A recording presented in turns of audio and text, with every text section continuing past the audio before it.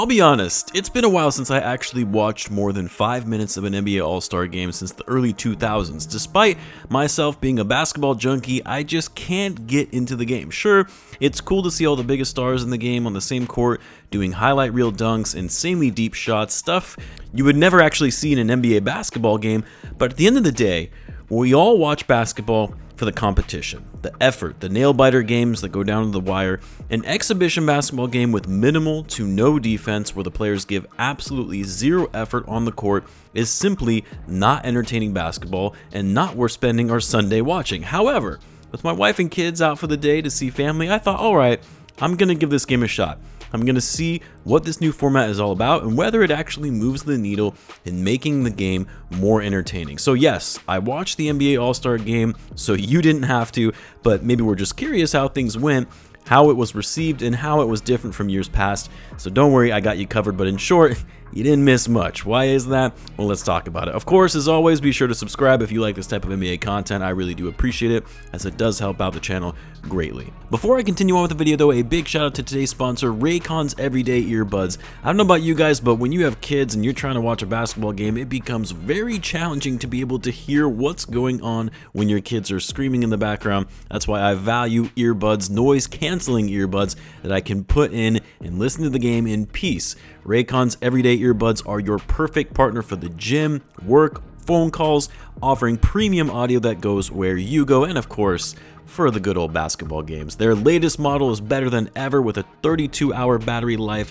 and multi-point connectivity that lets you pair with 2 devices at once. No more switching back and forth between devices and no longer needing to charge, say if you're on a very long flight. I also love their ergonomic design to comfortably fit in your ears, plus its optimized gel tips for a cozy comfort fit that also don't fall out of your ears, as I'm sure most of you cannot stand those earbuds that just keep falling out when you're trying to work out at the gym. I've switched to solely using these earbuds when I'm at the gym, watching a game, and even editing my videos. Also, I really like these cool protective case covers. They also support wireless charging, so I don't have to take the protective cover off, and I can also get 90 minutes of battery charging in just 10 minutes. And right now, they're offering viewers of this channel a special offer. Go to buyraycon.com/and1 to get up to 20% off site-wide. That's right, you'll get up to 20% off everything on Raycon's site, including 20% off all headphones too, when you go to buyraycon.com/and1. Now let me first just lay out how the new format was structured real quick. So rather than just having one game play between the East and West All-Stars, or even just a few years ago where they had the captains that would select the players they wanted, and those would be the teams that would duke it out for a winner-take-all game. This year, they decided to break the All-Stars up into 3 teams with a 4th team added into the mix, which was the winner of the Rising Stars game on Friday night.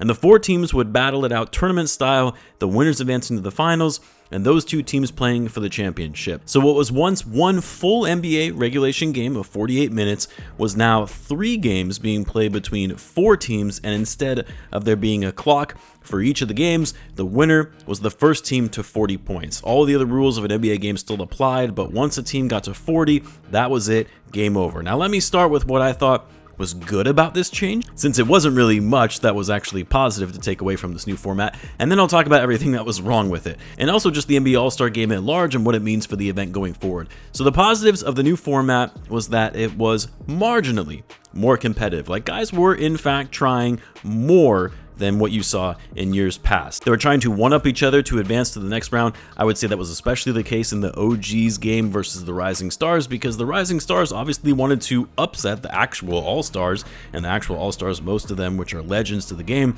the last thing they want to do is be embarrassed and lose to a bunch of rookies and sophomores who are not even close to the level of player they are in the league. Some of those guys in the Rising Stars teams are barely even rotational players in the NBA. So yes, that game was slightly more competitive than the others, and if I compare the compete level to what we saw last year, which was an absolute abomination of a basketball game, and if the NBA, if their goal was in fact to make the game, or I guess I should say games now, more competitive, then yes, it was slightly more competitive and entertaining than in years past.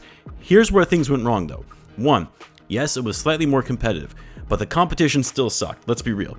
And that was especially the case in that final game where guys just started chucking logo threes. Steph was shooting it from midcourt with no one contesting it since he was clearly going for the MVP in his own house. Football throws across the court to 3 players cherry picking near the basket. I mean, it was back to the typical performances one would see at previous All-Star games. Didn't help that that final matchup wasn't even close and the game was more or less decided within the first few minutes. If it had gone down to the wire and both teams were nearing that 40-point mark, then you would have something exciting. But it wasn't the case. But that wasn't even the worst of it, because you almost expect the All-Star game to be non-competitive at this point, no matter what they do. But the NBA just tried so hard with all the other gimmicks, promotions, skits, stunts between and during games that just made the whole thing all the more cringeworthy. Like, I like Kevin Hart, but I don't need to hear him trying to narrate the game as an MC on a public broadcast that everyone can hear in the stands in the middle of a game. You had these long breaks and pauses in the commentary between him and Ernie Johnson and Charles Barkley, and it was just super awkward and quite frankly distracting since we all knew the players could hear what he was saying while they're playing the actual game. The other thing, way too many breaks, too long of breaks as well, even between games. I like the fact that they honored the NBA on TNT crew during the middle of the final game, but that was close to a 15-minute break before they resumed play. The breaks between games were just way too long, which was clearly done to sell more ad space and sponsorship deals. It's not like you needed to give the players time to rest between games. These weren't full NBA games, and they obviously weren't going all out in the actual games themselves, so to me, I'm sure a lot of other fans felt this way as well, like we're not dumb. It just felt gimmicky and cheap for some cash grab opportunities to have so many breaks throughout the event. Now, the other thing that I thought was a big miss in this new format, even though it actually made this game in particular more competitive, but you can't have non-All-Stars be in the All-Star game. You just can't. Like when you have Ryan Dunn, Dalton Knecht, Keontae George out there playing against Steph, Kevin Durant, Tatum, Lillard, it just undermines what you're trying to do even further.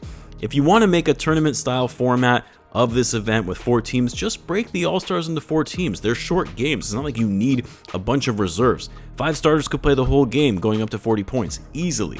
So no, it was an interesting attempt by the NBA to fix the All-Star game, but it fell short of the mark. Here's the thing though, and I know I said this last year as well, while the league will do everything it can to come up with all these shots in the dark to try and fix this thing, at the end of the day, the game, the All-Star game, simply put, is not fixable. Because the one thing that would actually fix the All-Star game is simpler than you think.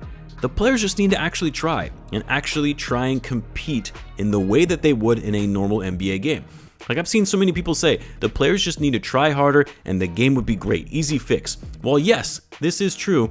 You're not going to get the same compete level from the biggest stars in a game that means nothing to them. That doesn't count towards anything. An exhibition game that doesn't count, but has also the potential risk of getting yourself injured if you maybe do go a little too hard. Now, to me, I say that kind of comes with the territory. You're getting paid millions of dollars that don't come your way if it wasn't because of the fans that keep this league going. The least you can do is show out and compete for the All-Star game to give the fans a show. But we know those guys aren't thinking that way. They're thinking more about their next contract, thinking about what this gets them. Hell, nowadays, the players aren't even fully competing in the regular season and saving everything for the playoffs. How the hell do you expect them to suddenly turn things on in an exhibition game? Also, can we talk about how bad of a look it was for LeBron James just a couple hours before the start of the game decide that he's not going to play because of ankle pain? Like, come on now. You couldn't at least give the league a couple days notice that you probably weren't going to play so they could find a replacement? And regardless, I mean, LeBron is still one of the biggest faces in the league, one of the greatest players to ever do it. The fans come to see him play. And he decides to sit this one out last minute for a game where he probably would have needed to come out and play maybe 5 minutes.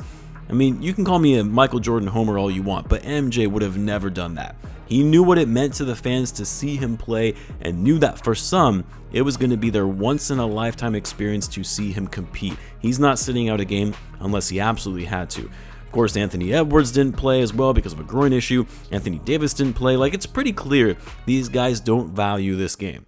They want the recognition, the achievement of being named an All-Star, but they don't care about the game itself. And that's why, in my opinion, the NBA just needs to do away with the All-Star game. Period. Get rid of the event. Just name the All-Stars, have the All-Stars be selected so the best players are recognized. It's added to their accolades, their legacy. Take a week off in the middle of the season and be done with it. I know the NBA would never do that because it would mean a lot of lost revenue that comes from All-Star Weekend, but sometimes when things just are overdone, overused, overplayed, it's just better to cut your losses than to try and salvage something that isn't fixable. Just my take on the matter though. I would love to hear what you guys think. You let me know in the comments. As always, be sure to subscribe, and I'll see you in the next one.